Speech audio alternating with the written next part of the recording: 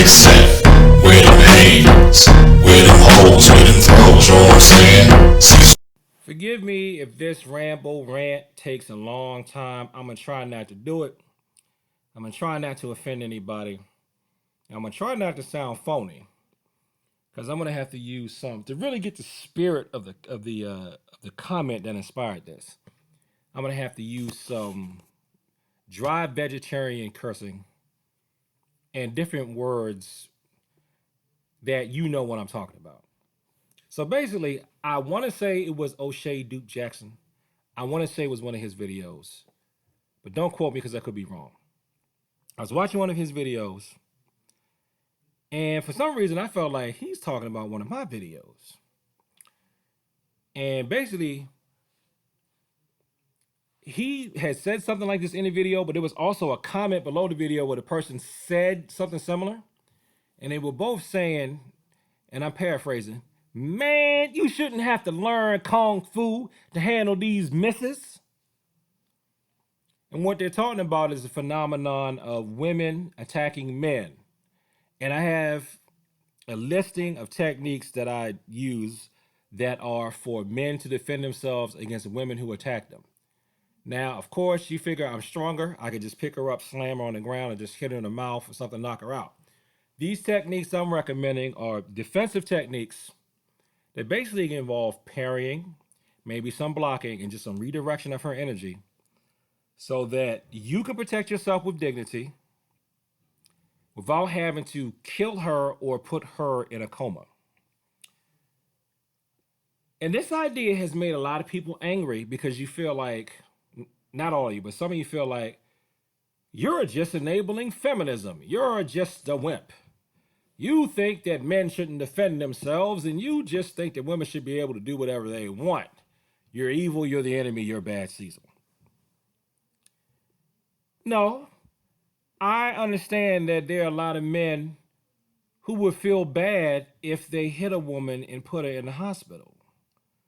Google Emily Rand tragedy. Look at my videos. In this one video, I think I called it The Emily Rand Tragedy is Why I Do Videos for Self-Defense Against Women.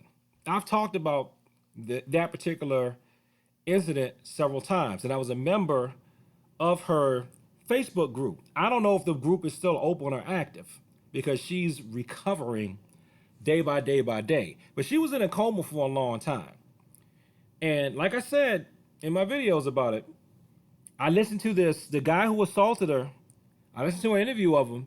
He sounded like he was broken up and he was having trouble living with the fact that he defended himself. Now, again, the police didn't press charges on him because she did attack him first and he just hit her one time. Okay? But this whole thing about you shouldn't have to learn Kung Fu, that's just, them saying you shouldn't have to learn martial arts in order to be able to handle women. I agree with that sentiment. That is true. You should not have to do that. You shouldn't. You should not have to learn any type of martial arts training to be able to just function and handle women, violent women these days, because everybody should keep their hands to themselves. But we don't live in should. We do not live in should. We live in is. And some of these people is feeling like they can attack you just because of how they feel on a whim at that moment. People have looked at me and gone, you're a big guy. You shouldn't have to learn martial arts to do the blah, blah, blah, blah, blah, blah. Whatever. You shouldn't have to do that. Your presence ought to be enough. I wouldn't mess with you. Well, guess what? And I was warned about this as a teenager, which is why I was thoroughly encouraged to keep studying when I was a kid. I am nice. Okay? Now, I know with all the literature and everything that's out there now, if someone says they're nice, they're not really nice, they're a narcissist or something, whatever, fine. Okay. You can think whatever you want. I know that I'm nice. I'm not saying I'm perfect. I'm not saying I'm a saint. I'm not saying I'm better than anybody. I know better than that. You can ask my wife. She'll tell you that no. All right? That this idol definitely has some clay feet.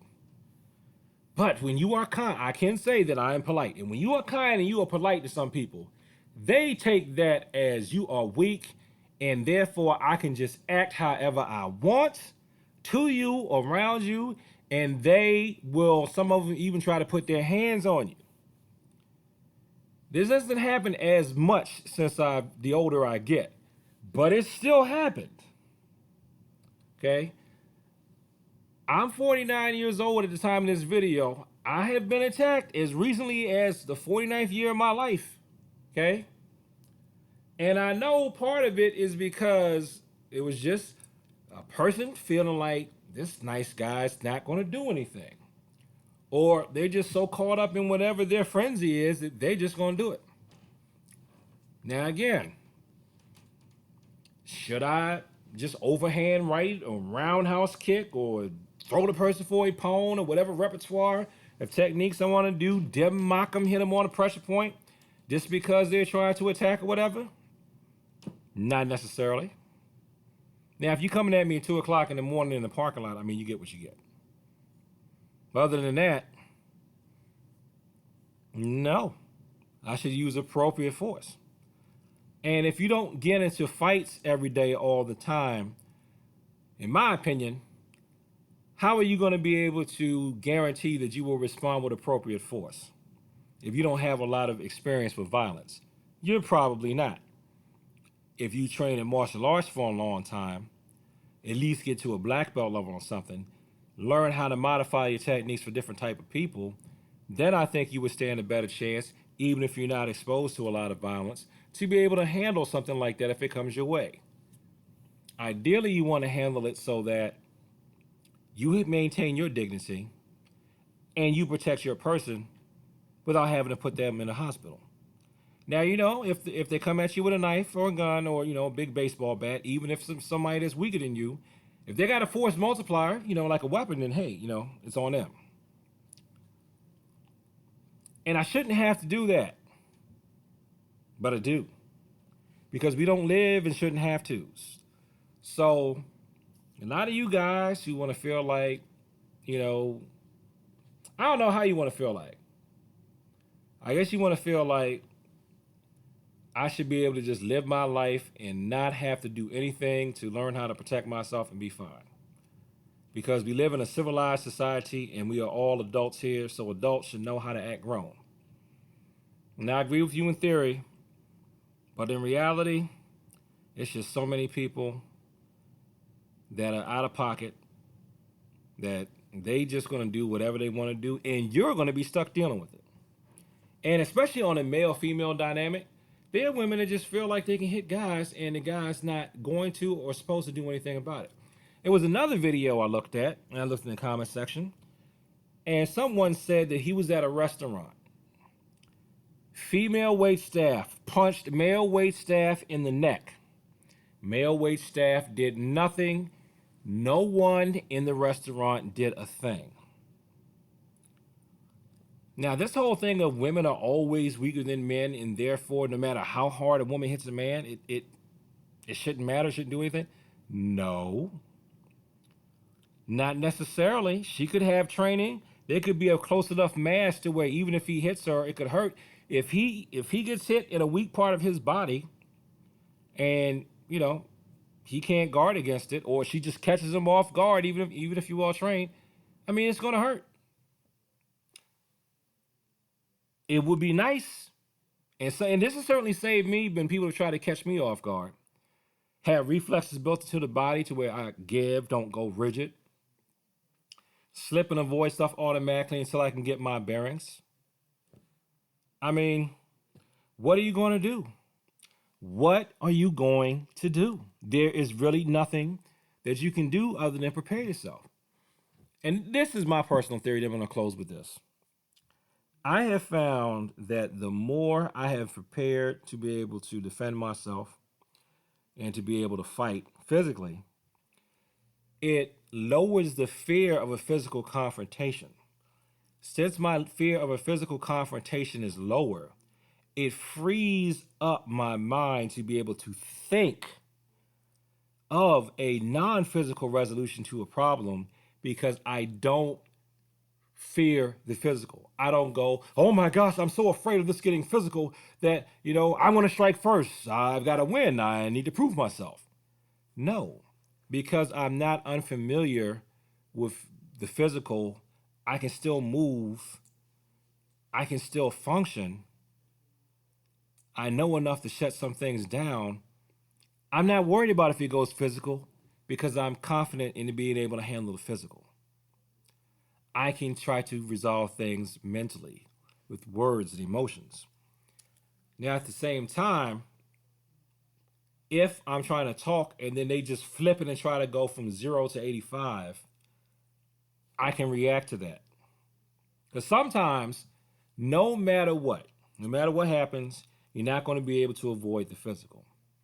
One thing I do like about martial arts training is if you get into it long enough and once you get over yourself of I can do these physical techniques, you should get to a point to where you're going, well, how can I move beyond physical techniques? That's when you can start reading a lot about conflict resolution, pre-violence, indicators of attack, reading situations. Some YouTubers even are putting out products that'll show you how to that's the word I'm looking for, how to de-escalate situations. I think your ability to de-escalate is going to be even more confident than if you can handle stuff where you are not going to be able to de-escalate it. It's going to have to go physical. Because while I do value verbal conflict resolution skills, and I think that they're what you want, I still to this day get annoyed with people who think that you can only have in life ever you should be able to resolve 100% absolutely positively every single situation all the time can be resolved with words. I said this when I was a kid and I still say this now. You cannot assume that, you cannot guarantee that. And the biggest proof that we have of that is the fact that we have soldiers, we have police officers, we have the military and the police. If you never, ever, ever, ever, ever, ever, ever, ever, ever had to rely on brute force, ever in human existence, you would not have warriors and peacekeepers. Why do we have police? If you can just talk to the person that's trying to rob you.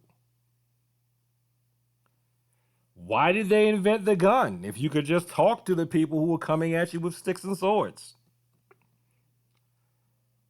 But at the same time, though, most of what we get into, civilians, those of us who are civilians, most of our actual conflicts are not going to involve violence.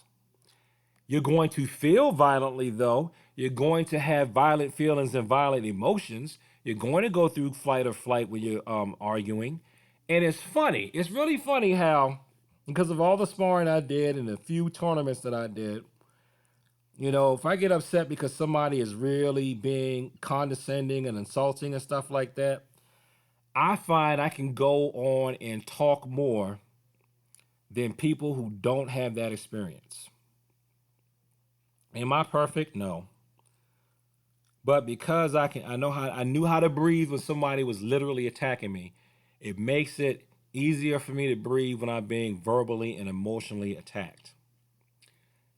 The thing I need to work on now is how to handle mental and emotional attacks on another level. Because I just found out recently, and it's going to sound crazy. I had read about stuff like narcissism, and it sounded really theoretical to me because I never had to deal with it. And then I've had to, and now I'm learning. So, but again, being able to breathe, not taking the bait, all that type of stuff. I see the difference in the way I'm able to handle stuff verbally, especially from 25 years ago to now. And it's not just because, oh, he's grown up, he's grown older and wiser. No, no. I give credit to Christ, and I give credit to the one who trains my hands to war, teaches my fingers to fight. And I feel like God did that with and through martial arts because it's a good microcosm, I guess you could say. It's a good isolated exercise of where you can get those feelings felt when you're sparring, even when you're just trying to learn how to do the form. Even being able to do a form in public, and like I've said in other videos, that's one thing I do like about competition. Not necessarily if you win or lose, although of course I want you to win. I'm not gonna be mad at you if you don't, but man, if you can go up in front of a group of people that's looking at you, sitting behind that table, they looking at you, and you run up there and you can do your form, or at a grappling tournament, you can stop, start, stop, start, stop, start when they're blowing the whistles, when they're yelling at you, they're telling you different commands to do. You can function under that type of physical stress. When you're sparring for your taekwondo karate type tournaments, you're going at each other trying to win, and then they tell you stop, mate, and you stop, go, and then you reset, and then you stop. And then how do you handle it if you lose the match? And then how do you handle it if you win the match? You can get a lot of that. You can get a lot of that stuff from a lot of different other sports. Yes, you can. But the thing is, in good martial arts and combat sport environments, you are judged for how you handle winning, and you are judged for how you handle losing, and you have to handle both with dignity and grace. And hopefully, that will spill over into the rest of your life. I know it has for me, and I suspect very strongly that it happens for others. And on that note, thank you for watching this video. Like, comment, and subscribe. Please share this with people that like to talk about the martial arts. You shouldn't have to, but hey, we do. And peace.